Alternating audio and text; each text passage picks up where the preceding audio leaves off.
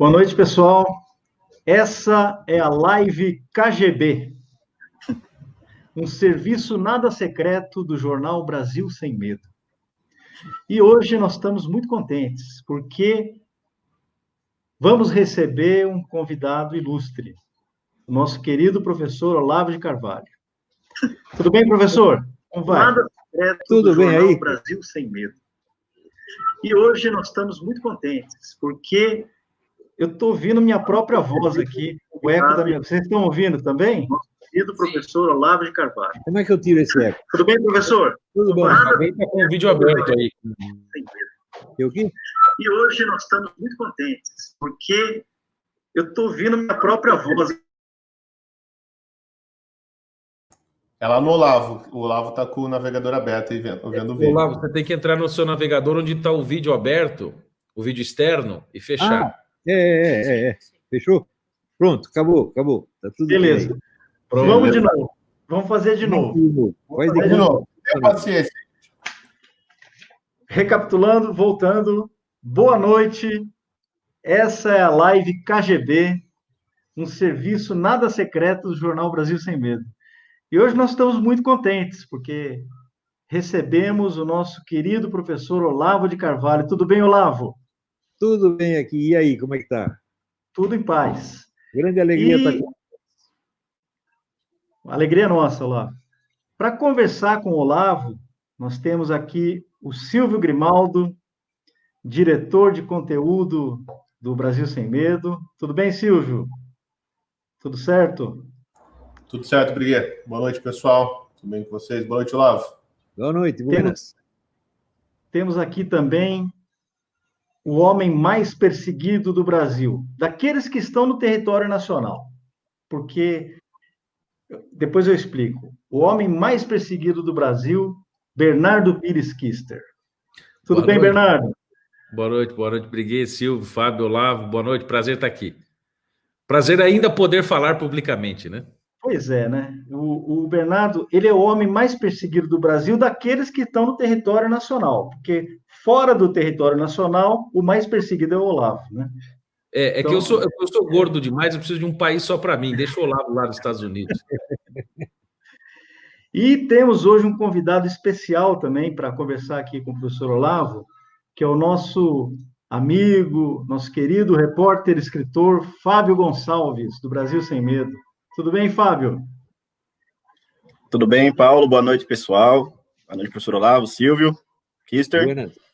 E hoje eu estou de observador privilegiado, né? Com as feras aí. Estou aqui na... Imagina, você vai falar. Você vai falar aqui. É o seguinte, na quarta-feira nós recebemos uma notícia muito ruim, que o PayPal, né, cortou os pagamentos do professor Olavo, do curso, né, do curso online de filosofia, do professor Olavo de Carvalho. Então, essa notícia provocou, inclusive, muita revolta na internet, até subiram hashtags, né, PayPal censor, né? Quais foram as hashtags que hoje... Boicote ao PayPal. Boicote ao PayPal e PayPal apoia a censura também, foram duas. PayPal apoia a censura. Ambas atingiram os assuntos mais comentados no Twitter brasileiro. Então, eu estava conversando com um amigo meu, um jovem aqui de Londrina, o Otávio Pedriali, faço questão de citar o nome dele aqui. E ele fez um comentário que me parece assim, um comentário perfeito sobre essa situação. Ele disse o seguinte: a diferença entre tirar os meios de subsistência de um opositor e mandar fuzilá-lo é apenas de grau. É apenas de grau. Sem dúvida. E é exatamente isso que estão tentando fazer com você, Olavo. Tentando tirar os seus meios de subsistência. Como fazem com o Bernardo aqui também. Como é que você vê isso, Olavo? Como é que você recebeu essa notícia? A coisa mais maravilhosa é que foi um empreendimento dessa organização Sleeping Beaches, né? Que é uma organização ilegal. É uma organização que atua anonimamente, o que é proibido no Brasil. E ela tem esses instrumentos, eu não sei qual é o contato dela com o PayPal, ela conseguiu, então, criar uma trama dizendo, não, esse Olavo, ele espalha discurso de ódio, ele faz fake news, fala qualquer besteira lá. Uma delas foi, olha aí, o Olavo disse que, sem investigar o movimento gaysista, nós não entendemos a questão da pedofilia. Ele pensa que eu disse isso porque eu sou contra os gays. Não, eu disse isso por um motivo muito simples, porque o primeiro livro, né, de sucesso que pregou abertamente a liberação da pedofilia, o primeiro livro editado, não um livro clandestino, mas editado por uma grande editora, que é a Edition de Minuit, de Paris, foi escrito por um líder gaysista da França, que é o Tony Duvert. O livro chama-se L'Enfant au Masculin, A Criança no Masculino. E é uma apologia da pedofilia. Foi aí que o negócio começou. Antes, o pessoal que defendia a pedofilia defendia tudo escondidinho. Esse não, foi o primeiro cara que fez o escândalo. E ele era o grande líder gaysista da França. Então, a origem do movimento pela liberação da pedofilia é a origem gaysista. Foi isso que eu falei. É isso. Então, sem investigar o Tony Duvert, você não vai saber o que aconteceu. Daí ele diz, não, tá vendo? Ele está fazendo assim, é homofóbico, né? Eu só sou sleepingfóbico, isso sim, né? Todos esses camaradas, sleeping bitches fóbico, é?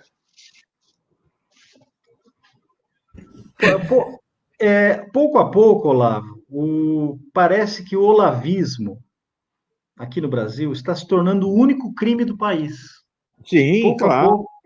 Pouco a pouco, assim, a única acusação que se faz contra qualquer pessoa hoje, dentro ou fora do governo, não estou falando do governo, não, estou falando de qualquer situação, é a acusação de olavismo. Não, o sujeito é olavista, então ele é um criminoso.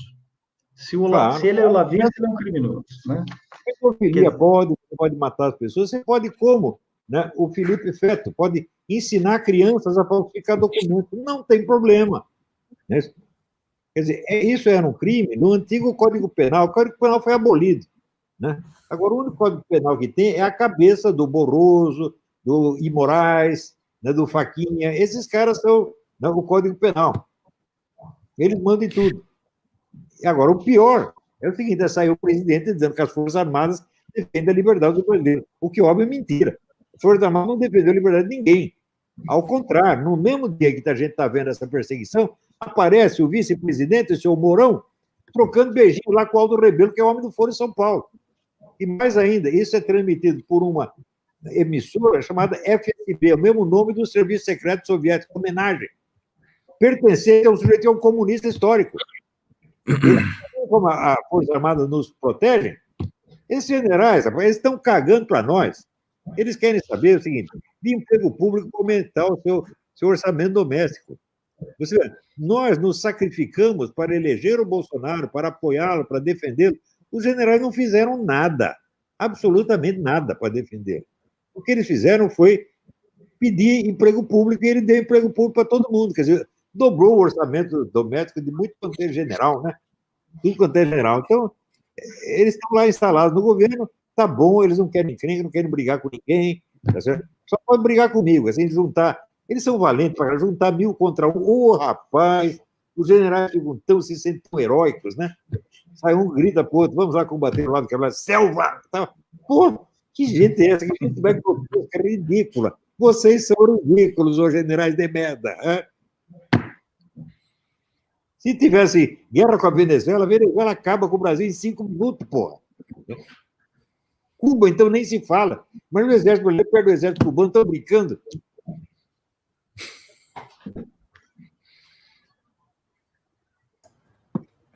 Então, pessoal, essa é a situação que nós estamos vivendo, né?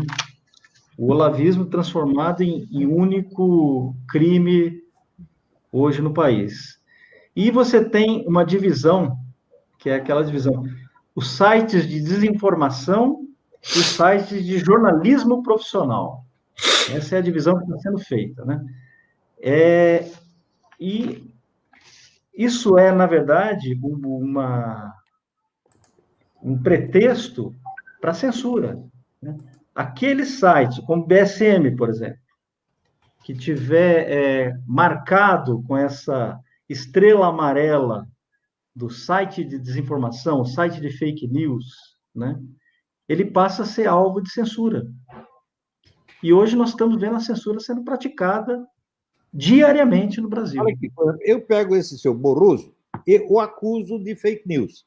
Porque ele está tentando dar a impressão que aquele menino lá, o Felipe Feto, é um cidadão honesto e respeitável, quando ele é um sujeito que ensina a criança a falsificar documento. E chega um juiz de direito e a coberta diz: o que é isso? Fake news, mentira, desinformação. Estou acusando o cara disso na cara dele. Que ele vem discutir comigo? Não, ele vai discutir com o Felipe Feto, que está na altura dele, que está no mesmo nível dele. Ô, Silvio, arruma a câmera aqui. Opa! Ótimo. Aí.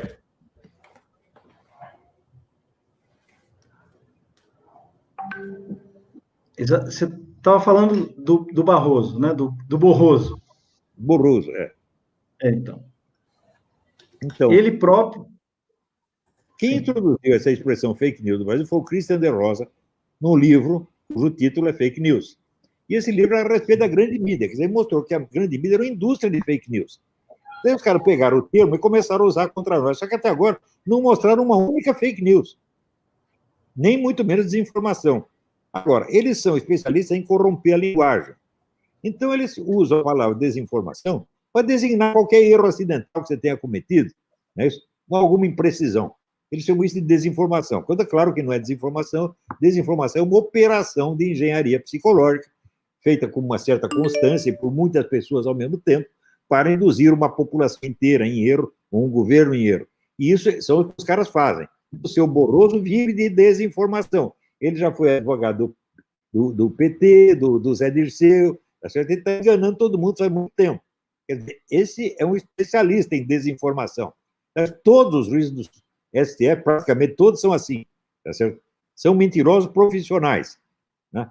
Quer dizer, se você pegar a coleção de mentiras do cara, não acaba mais. É um negócio de um cinismo atroz. Mas entre eles e os generais, a relação é muito respeitosa.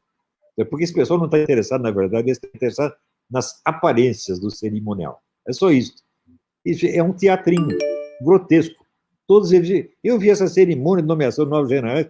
Meu Deus, que coisa nojenta, porra. É só aparência. É como na posse da Dilma, né? Eles botaram um tabique para o povo não ver nada e botaram os soldados para dançar cirandinha para a presidência. Acabou o Exército Nacional, porra. Né? Agora está conversando com um amigo, ele diz: existem dois exércitos brasileiros. Existe o exército de Caxias e existe o exército de Deodoro, que é o exército dos traidores, dos filhos da puta. Tá entendendo? E é isso, esse pessoal tudo é de Deodoro, não tem nada de Caxias. Né? Então, já esculhambaram com o exército. Agora, o Bolsonaro, quando ele diz que o exército defende a nossa liberdade, aí ele está esculhambando de vez. Porque o que eles fazem, a defesa que eles fazem é ir lá puxar saco de comunista.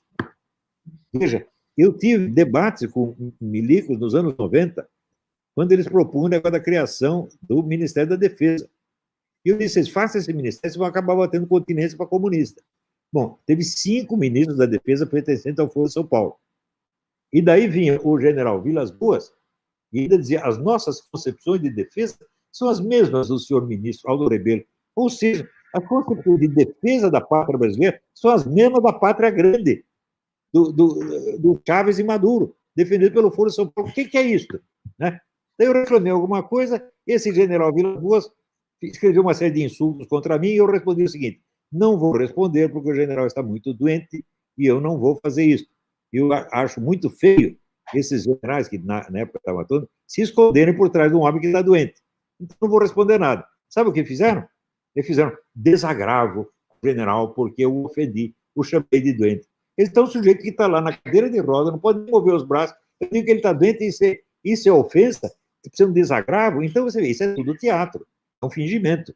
Então eu passei a ter nojo de general. Nojo, sabe o que é nojo? É um pessoal desprezível. Desprezível, não tem coragem, não tem valor, não tem hombridade, não tem nada. Só quer emprego público para melhor orçamento doméstico, é isso que eles estão fazendo. Agora, não nego que o Exército seja uma boa empresa de construção civil e de transportes. Né? Isso eles são. Então, o nosso presidente é o quê? Ele é o gerente da empresa de construção civil.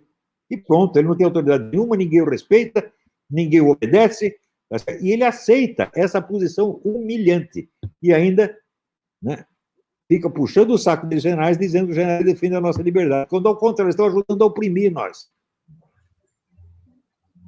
O professor, tem dois fatos interessantes que eu que corroboram muito com o que o senhor disse, que quando, na época do Mensalão, o Roberto Jefferson, em 2005, deu uma entrevista homérica, assim, para mim, histórica, aquela entrevista que ele deu ao Roda Viva, que ainda prestava, né, não era aquela roleta morta, né, e foi, acho que junho, por aí, de 2005, antes do início dos embates dele com o Jorge Dirceu. E ele disse que quando começou o atrito do Mensalão, foi porque ele entrou e assinou a CPI dos Correios que o presidente, né, o Lula, na época, tinha pedido para ele não assinar. E o Zé Dirceu foi lá tentar fazer uma negociata com ele não aceitou a negociata do Zé Dirceu, ele disse que na semana seguinte o noticiário do Brasil inteiro recrudesceu e começou a bater no Roberto Jefferson, com aquela acusação de que ele tinha recebido R$3.000 do Correio, que era mentira, o próprio cara negou depois. E aí ele foi se informar de quem tinha produzido aquelas informações contra ele, e soltado na mídia, produzido aqueles dossiês. Quem tinha sido? O Zé Dirceu. Quem tinha produzido todas essas informações? A ABIN, ou seja, toda a milicada da ABIN trabalhando para o Zé Dirceu para produzir dossiês para o governo, ou seja, de quadro do governo petista. E o segundo fato, que é bizarro, que saiu na Veja, muita gente esqueceu, que em 2002, isso foi capa da Veja, em 2002, bem na metade do ano, não, minto, 2002, perto da eleição, um pouco antes do Lula ganhar, um pouco antes de outubro, saiu do meio da inteligência da ABIN, e isso a Veja reportou, a ABIN nunca negou isso, que o Exército Brasileiro e a Agência Brasileira de Inteligências tinham 6 documentos que provavam a relação direta entre o PT e as Farc e o Foro de São Paulo. Eles tinham esses 6 documentos que provavam isso. O que acontece? O PT ganha a eleição. O que eles fazem? Nada. Eles colocam o general Azevedo no governo e o general, como é o nome dele? Esse general Ramos, como o representante do governo no Congresso Nacional. Em vez de eles, então, impugnarem a chapa por aliança ao narcotráfico e por aliança ao Foro de São Paulo, eles vão trabalhar no governo. Quer dizer, a sujeira é muito mais do que o pessoal consegue imaginar. Inclusive sujeira nas Forças Armadas. Prevaricação. Está cheio de traidor, de prevaricador, cheio. Esse pessoal não vale absolutamente nada. Por que nenhum deles vem discutir comigo? Porque sabe que eu vou desmoralizar. Então, o que ele faz? Faz fofoca também pelas costas. Eu não duvido que tenha general ajudando esse pessoal do Sleeping Beaches. Tá certo? Porque tem raivinha, porque eu os humilhei. Né? Humilhei de novo, porque vocês merecem. Quero ver um desses vir frente a frente falar comigo. Não vem. E fica se fazendo importante, né? Mostrando, não vou me rebaixar a conversar com esse homem. O que vem de baixo não me atinge. Né? O cara tá lá, o cara com a bunda toda mordida de formiga, dizendo que vem de baixo não me atinge. Pô, é bom conversar com o Rebelo, né? Pois é. É o Alvin Olavo, Rebelo, né? Professor, recentemente o Bernardo Kister publicou um vídeo muito importante sobre os generais, os militares, coronéis e generais que se formam... Coronéis. Na escola...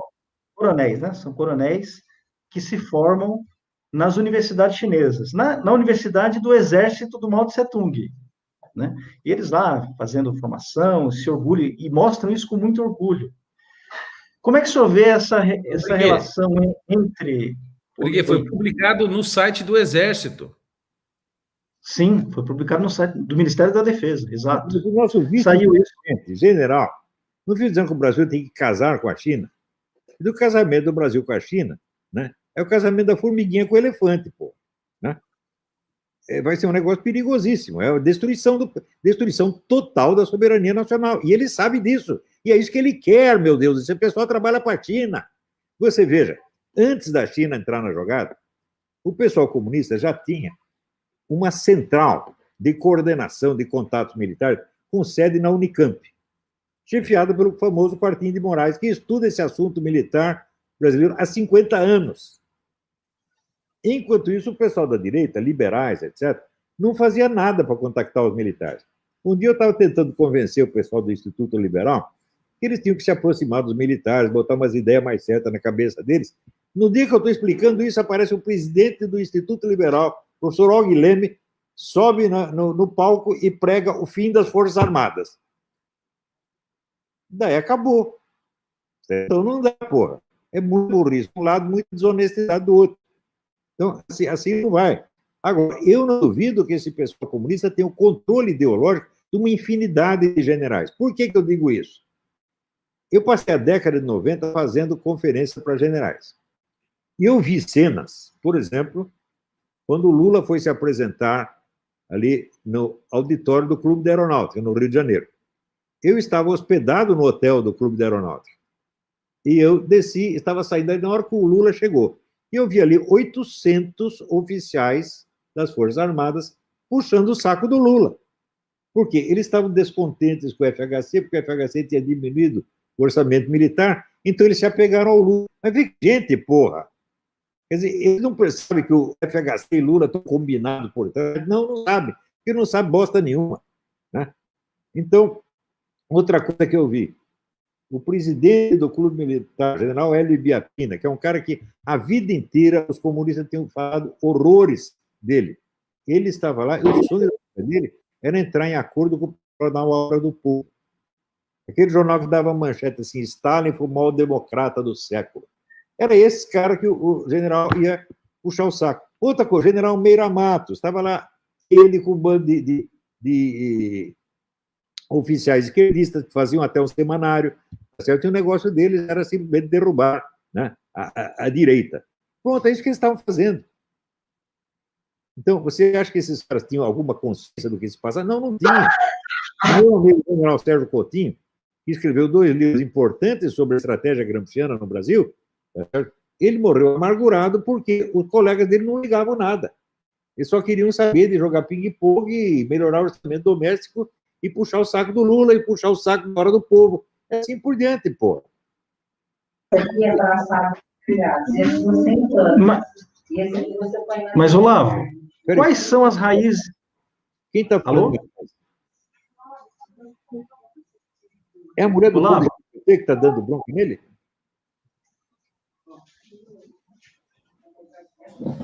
Tem alguém dando bronca, é alguém. Deve ser a mulher do Conde. É a mulher do Conde, rapaz. Ela fugiu para cá, não aguentou o cara. São os imperativos domésticos de alguém aí.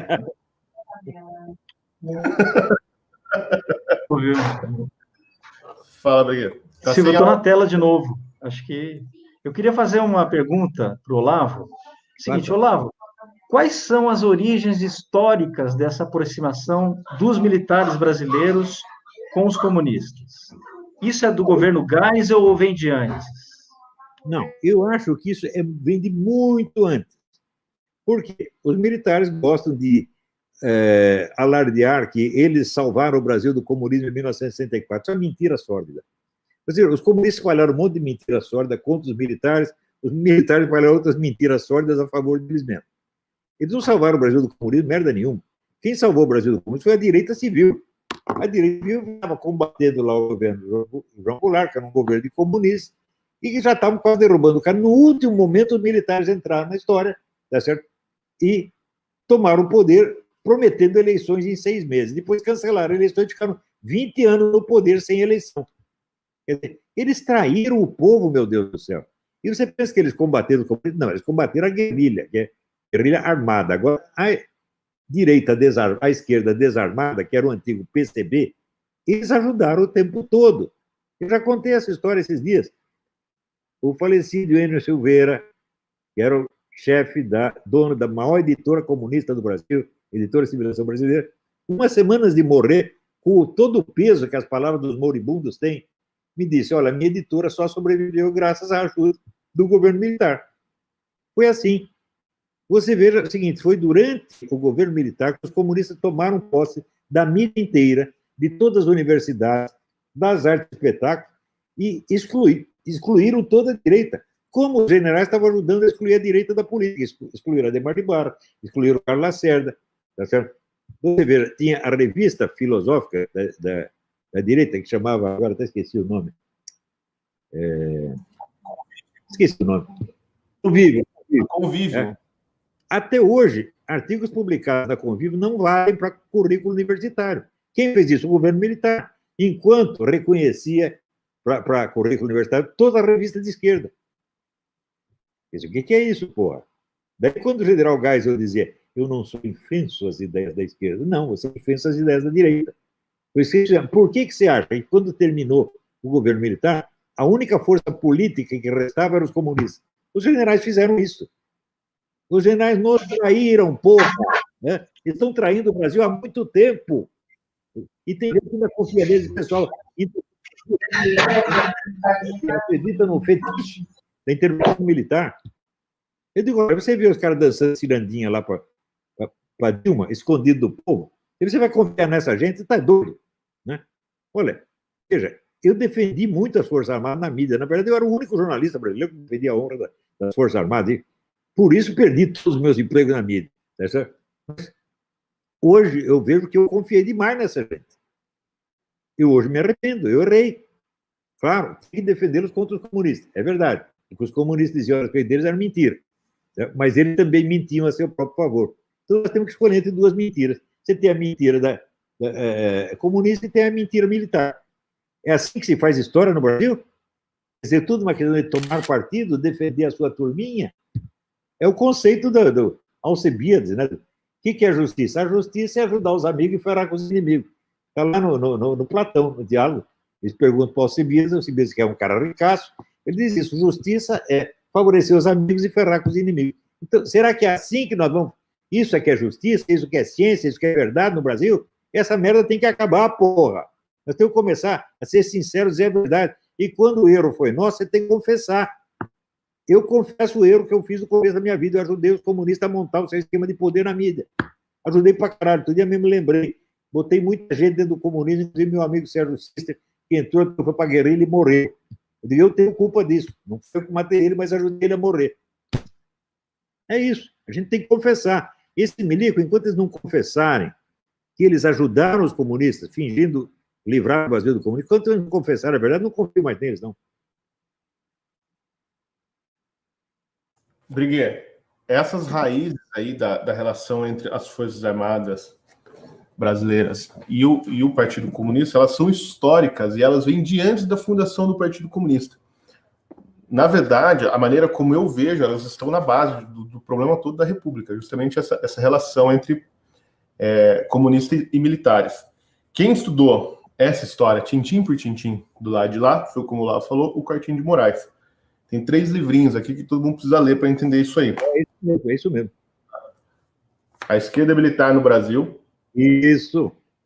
Né, que vai aqui do golpe da República até a guerrilha dos tenentes na década de 20. O segundo volume, A Esquerda Militar no Brasil, da coluna, prestes até a Comuna, de 35. E depois um volume bem fininho, que chama Tutela Militar, onde ele e outros intelectuais marxistas discutem as relações da tutela militar, né, dos militares tutelando a política dos civis, já depois do governo do Getúlio Vargas. A gente não pode esquecer que grande parte dos fundadores do Partido Comunista em 22 eram remanescentes dos movimentos tenentistas. Né? Eram os próprios tenentes. E gente importante do partido tinha vindo das alas militares, como o próprio Prestes. Né? O próprio Carlos Prestes, que foi o comunista mais importante do Brasil, era um militar de formação positivista. Acho que o Prestes nunca deve ter sido marxista na vida. Né? Também tem outra coisa. A maioria desses generais é tudo maçom. Maçom não mexe com outro maçom, é tudo irmãozinho. Então tem lá um que diz que é da direita, outro diz que é da esquerda, estão lá trocando um beijinho, um está ajudando o outro, pô. Então, quer dizer, eu não estou combatendo aqui a maçonaria, eu estou dizendo que é o seguinte, se 2 caras são maçons, eles não vão brigar. Quando briga é para matar, aí sim. Né? Só quando o negócio chega na última instância, daí um maçom mata outro maçom, né? E esconde. Né? Mas discussão entre maçons, eu não confio. Só eles sabem o que eles estão falando. Eu estou de fora, não sei. Nós nunca vamos saber. Então, também nós dependemos de que os maçons sejam sinceros e contem o que eles sabem. Já houve maçons que fizeram isso, muitas vezes fizeram, né? Você vê, eu não tenho preconceito contra ninguém. Esses dias eu estava lendo o livro do maior historiador pró-maçom do mundo, que se chama Angel Miller, né? E o maior historiador anti-maçom, que é o João Lianet. Eu estava lendo os dois, estou gostando dos dois. Um fala a favor, outro fala contra, mas eles estão contando o que eles sabem, pô. E nós precisamos disso. Exatamente. Só para lembrar um exemplo aqui, Briguet. Quando você fala... eu acho que é a Rodrigo Mari. A mulher do Conde está dando palpite aí. É a mulher do Conde. É a mulher do Conde. Durante o levante de São Paulo, em 24, o general... como é o nome dele que conduziu o levante? Isidoro... Deixa eu lembrar o nome dele. Ele foi até São Paulo, né, para sentar com o Otávio Brandão, que na época eram os Isidoro Dia Lopes, para sentar com o Otávio Brandão, que era um dos dirigentes do partido, né, para ter o apoio do PCdoB durante o levante. E o PCB disse não, né? Falou, não, a gente não vai se subordinar de militar. Né? Então, essa relação, ela é muito antiga, essa coisa muito próxima e umbilical entre militares e comunistas do Brasil. Você veja, o meu falecido amigo Paulo Mercadante, queridíssimo amigo, Paulo Mercadante era do Serviço Secreto da Aeronáutica e era do Comitê Central do Partido Comunista ao mesmo tempo, pô. O que você quer? E ele não era um infiltrado, né, Olavo, nas Forças Armadas. E ele não era um infiltrado nas Forças Armadas, ele amava as Forças Armadas, o Paulo Mercadante. Claro, claro. Ele não se via como um agente duplo, ele achava que era uma coisa normal, ser milico e ser comunista. Não, ele só saiu da aeronáutica porque ele teve um acidente, ela quebrou a perna, daí não podia mais dirigir avião, então perdeu a graça e saiu. A família da FHC também. A família da FHC também, tudo milico. Então vamos fazer as contas. Quantos generais comunistas tem no Exército hoje? Nós vamos saber? Vamos saber daqui 20 ou 30 anos.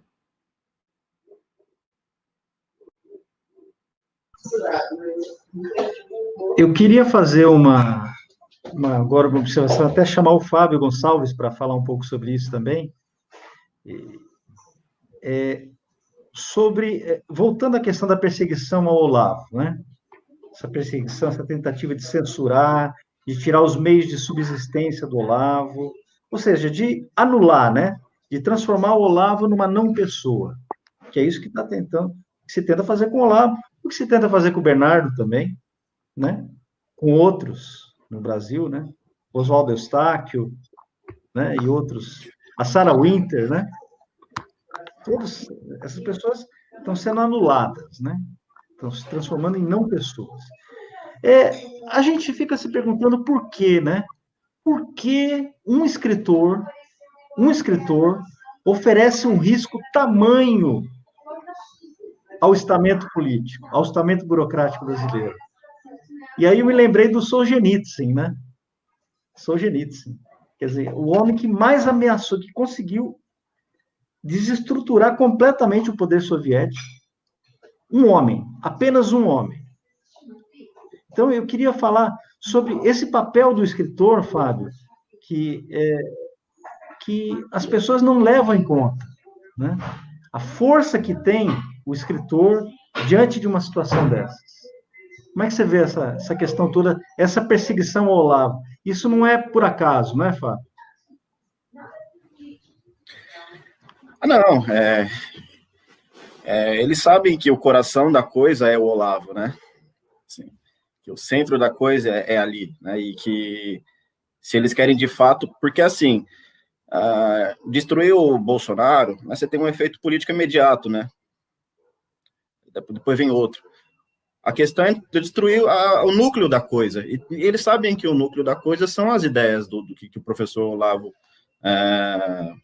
ajudou divulgou e ensinou ao longo dos anos aí, né? E é evidente que eles não vão medir esforços, né? para censurá-lo, para boicotá-lo. Não só o Olavo, enquanto o intelectual principal aí dessa coisa, como também os outros intelectuais e escritores que surjam, né, logo em seguida. Por exemplo, eu escrevi aquele romance lá para um concurso, né, do Ministério da Cidadania, um romance sobre a independência do Brasil, né? Daí eu fui um dos contemplados, dos vencedores, né? Daí, em seguida, fizeram uma campanha, né? Tentaram fazer uma campanha de difamação, dizendo que eu fui que eu ganhei roubado e que eram para me investigar e tal. Enfim. Porque os comunistas, como o professor... Mas qual era a alegação? Oi? Qual era o seu crime? Por que suspeitaram de você? Porque eu era aluno do Olavo. Não é porque você é negão.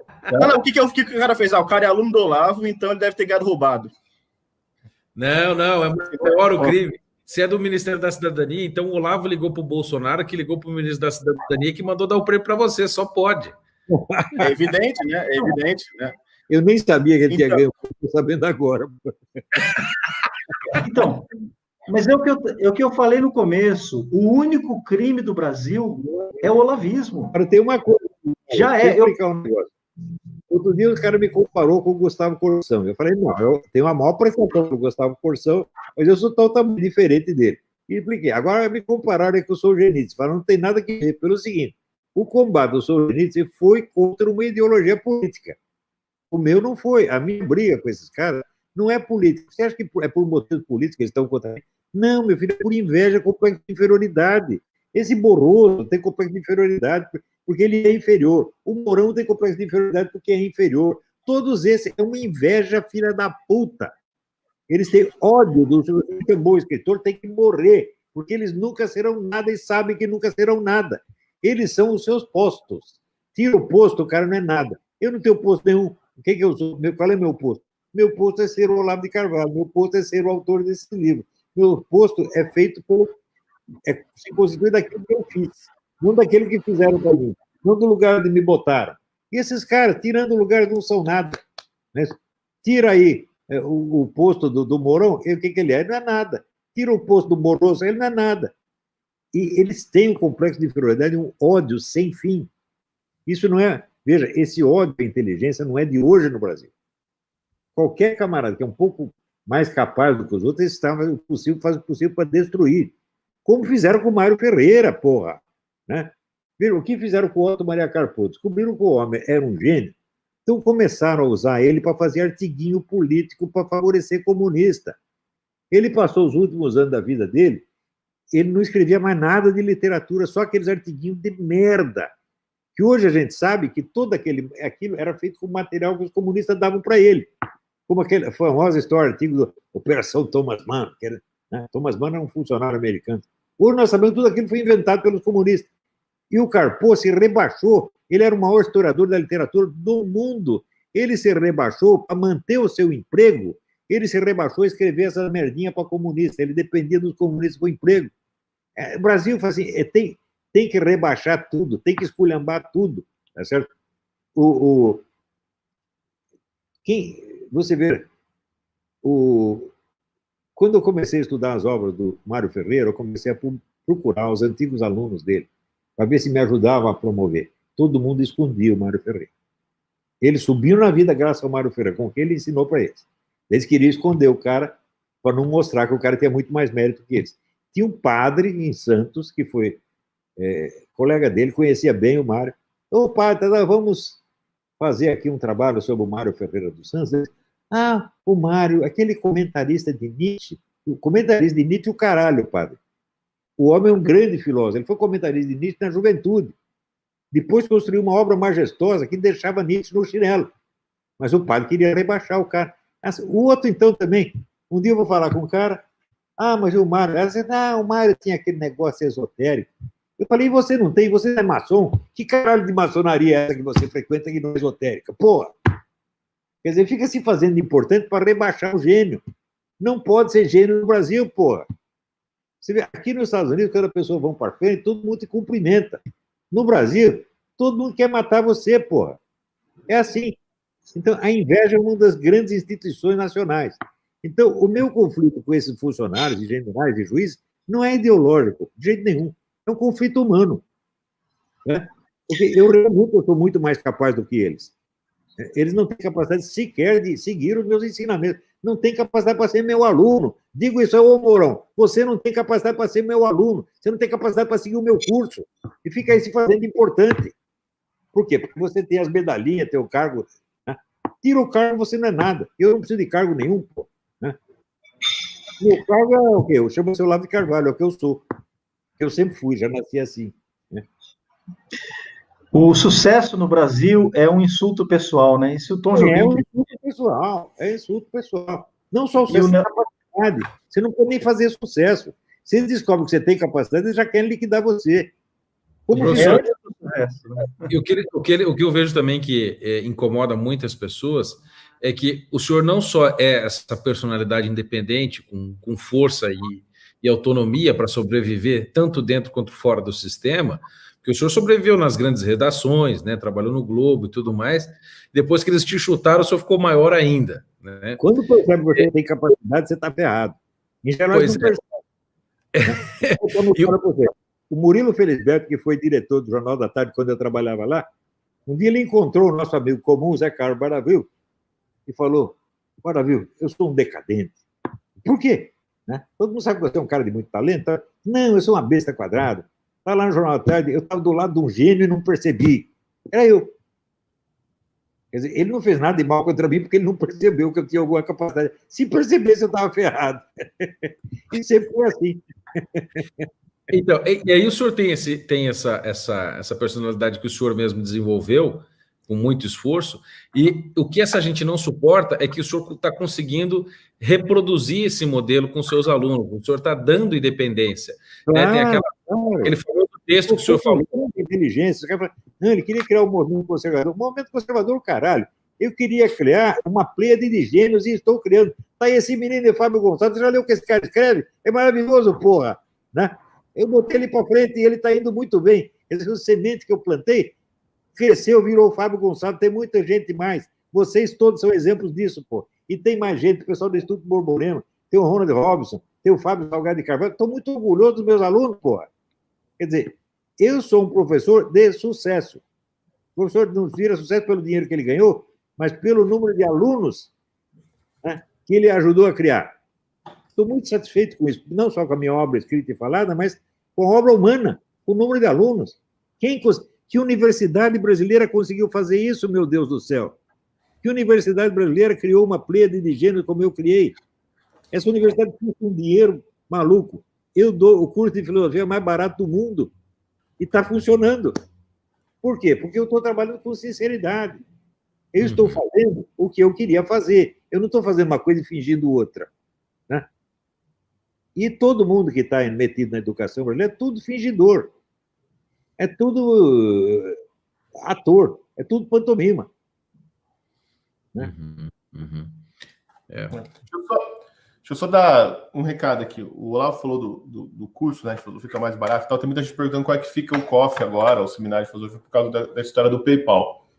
Bom, ele fica como sempre foi. Você pode entrar lá, tem lá o sistema de pagamentos, pode fazer o seu pagamento, está tudo funcionando. Né? O PayPal era uma das opções que tinha. Não pode fazer o pagamento pelo PayPal, porque o PayPal veta, eu vi lá. Não, o PayPal já nem tem mais lá no site, né? Já nem aparece mais, mas continua, você pode pagar por boleto, transferência bancária, cartão de crédito, cartão de débito, tem todas essas opções lá. Então tá tudo funcionando igualzinho.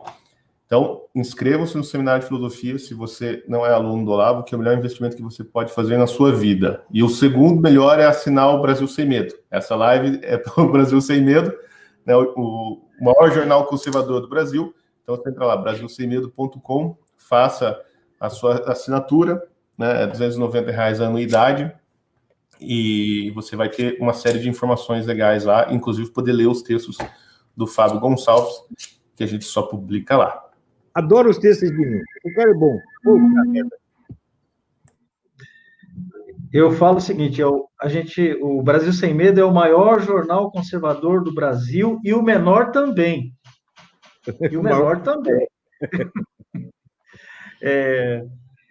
Olavo, eu queria voltar no Solzhenitsyn, viu? porque tem uma passagem daquele grande escritor romeno, Nikolai Steinhardt, que ele fala do modelo existencial do Solzhenitsyn, né? Que está no arquipélago Gulag. Em determinado momento ele fala: a partir de agora, eu sou um homem morto. Eu não existo mais. Minha vida acabou aqui. Ele fala isso dentro da prisão. Ele decide, e a partir disso, ele é invencível. Eu fiz a mesma coisa. Nos anos 80, eu decidi estar morto. Eu já morri. Portanto, o que eu espero da vida? Mais nada. Então, portanto, o que vier é lucro. E foi lucro mesmo, pô. Tudo começou a funcionar.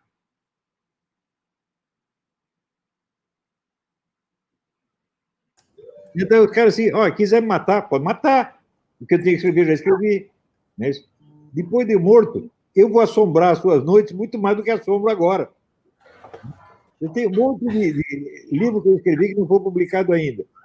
Eu acho que dá uns 40 livros, né? Se você pegar as gravações, dá uns, pelo menos 40 livros. Isso vai continuar saindo. Então, quando o pessoal... Você vê, quando ninguém lembrar quem foi Mourão ou quem foi Bolsonaro, o pessoal vai estar lendo meus livros, porra. O livro tem uma força autônoma, não depende da existência do autor. O pessoal está lendo o Solzhenitsyn até agora, porra. Não é isso? Eu estou lendo agora Strindberg, estou maravilhoso, maravilhado, o cara morreu no começo do século. Não é isso? Ninguém vai parar de ler o Strindberg nunca na vida, porra. Quando vão parar de ler o Dante? Nunca na vida. Né? Você imagina os inimigos políticos do Dante, estão todos lá no inferno, né? Tomara que morra, tomara que morra. Querem tomar o dinheiro do Dante, porra. E eles foram para o inferno antes, né? Eles foram para o inferno antes de morrer, né? Como diria minha avó, é só levantar os braços para cima, esperar Deus puxar e tocar My Way. Né?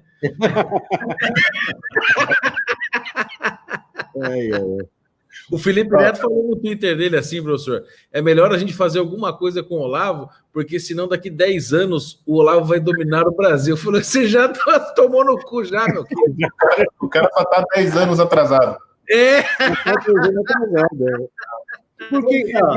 Por que deu isso? Porque é o seguinte, não é por nada, não era por nada na minha presença, mas eu sou o único bom escritor da minha geração. O resto, para não dizer, olha, tem o Alberto Mussa que sobreviveu. Ele está mais ou menos com a minha idade.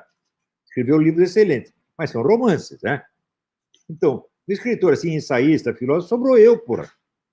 Você sabe o que quer dizer o meu nome, né? Minha avó que escolheu esse nome para mim, que é uma palavra norueguesa, significa sobrevivente. Quer dizer, morreu todo mundo, sobrou eu, pô. Então, é claro, se o cara ser o melhor escritor, fala, que vantagem tem de ser o melhor escritor se não tem mais nenhum? Morreu tudo. Maior filósofo, não tem nenhum outro filósofo. Quem vai me comparar com o quê? Com o Renato Janino Ribeiro? Tá brincando? Vai me comparar com o Cagades? Não é possível, pô. Isso é palhaçada. Então eu não tenho concorrente, então não tem mérito de ser o melhor, né? Essa decadência cultural do Brasil, Olavo, que você sempre descreveu, que você descreveu como ninguém, eu outro dia estava pensando que é aquele ditado popular, sabe? Pai rico, filho nobre, neto pobre. Isso, então, do ponto de vista intelectual. O pai rico, você pega a esquerda lá nos anos 60, você tinha gigantes, você tinha um Otto Maria Carpo, apesar de estar entregue toda a militância, era um homem admirável. Você tinha um Caio Prado Júnior, tinha um Jacó Gorender. Esse é o maior escritor comunista brasileiro, Jacó Gorender. Jacó Gorender, excelente. Quer dizer, você tinha monstros sagrados. Você tinha o Graciliano Ramos lá, né? Morreu em 53. Mas ele não era muito comunista, não? Ele era do partido, mas ele não gostava nada dessa merda. Pois é. Aliás, o Paulo Mercadante disse que ele estava para ser expulso do partido quando ele morreu. Ele morreu em 53. O melhor amigo do Graciliano, né? Você sabe que o Denis de Moraes, quando escreveu a biografia do Graciliano, ele escreveu baseado inteiramente no arquivo do Paulo Mercadante. O Mercadante sabia tudo do Graciliano. O Mercadante tem um pequeno livro sobre o Graciliano, que é uma beleza, uma coisa maravilhosa. Mas então, você tinha esses gigantes da esquerda, né? Aí depois veio o filho nobre, que é aquela geração que o Olavo desmontou no Imbecil Coletivo. Isso. Que é Marilena... que se beneficiava do brilho dos seus antepassados. Dos seus antepassados. Exatamente. Marilena Chauí, Emir Sader, Fábio Conder Comparato, Leandro Conder. Hã? São os filhos da puta. O chicote da tiazinha. Pois é, mas pelo menos ainda era possível chamá-los de intelectuais. Claro. Né? Eles tinham um certo verniz, pelo menos dá para chamar de intelectual. Agora a gente vive a fase do neto pobre. Sem dúvida. Quer dizer, quem que eles chamam para conversar? Quem que hoje o poder está elegendo como intelectual? É o Felipe Neto, é a Anitta. Isso, Felipe Feto. Aquele negócio, todo mundo um enfiando o dedo no cu do outro e dizendo que isso é arte, porra. Né? São esses caras que hoje são então eles representam mesmo com uma absoluta clareza a decadência, assim, o fim da cultura brasileira. Como é que é o nome daquela mulher lá que falava que tem a lógica no assalto? A Márcia Tiburi? Márcia Tiburi. Que fala que o cu é maravilhoso, né? Márcia que burra, Então, o Gregório do Viver, né? Nossa Senhora. Então, são esses os intelectuais. A decadência já foi, agora é morte. Você imagina o Gorender conversando com a Márcia Tiburi. Não dá, o Gorender conversava comigo dava para ele conversar. Com esses caras não dá, porra. Né? O Gorender eu gostava muito dele, viu? Não, ele é muito bom. E outro grande intelectual comunista, infelizmente não escrevia, o Nabucco Aires de Brito. Não deixou nenhum livro. Mas foi um dos homens mais inteligentes que eu conheci na minha vida. Era um cara que foi do Comitê Central, comunista histórico, né? Sim, esqueceu do Giraldelli. É verdade. É o pau no bunda dele. Não, esse é incrível. Você sabe a história da bunda do Paulo Giraldelli, né? Conta pro pessoal aí, professor. Clássica, rapaz. Que ele publicou uma foto que estava a mulher dele pelada e na frente uma bunda peluda de homem. Daí eu escrevi: ô, Paulo, você fica mostrando a sua bunda assim em público? Sabe o que ele respondeu? A bunda não é minha. Eu falei: porra, então quem estava aí pela boca com a sua mulher, porra? Né? Ele nunca respondeu, nunca explicou. Mas ele sumiu com a foto, é verdade. Era o pessoal está perguntando aí onde compra os livros do Quartinho de Moraes que eu indiquei. Deixa eu só explicar uma coisa. Eles são mal escritos pra caramba. O Quartinho de Moraes é um péssimo escritor, assim.